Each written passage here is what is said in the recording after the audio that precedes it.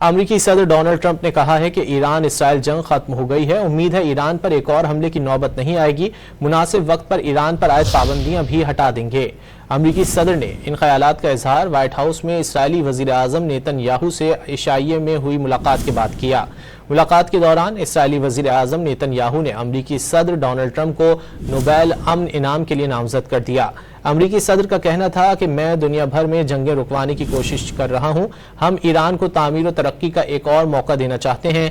امریکی حملے نے ایران کی جوہری صلاحیت ختم کر دی ہے۔ پاکستان اور بھارت کو بھی جنگ کے بدلے تجارت کی پیشکش کی۔ یوکرین جنگ نہ روکنے پر روسی صدر پیوٹن سے خوش نہیں۔ پاکستان اور بھارت کی جنگ تجارت سے روکی، دونوں ملکوں کو تجارت کی پیشکش کی۔ ٹرمپ نے یہ بھی کہا کہ یوکرین کی جنگ نہ روکنے پر روسی صدر سے ناخوش ہوں۔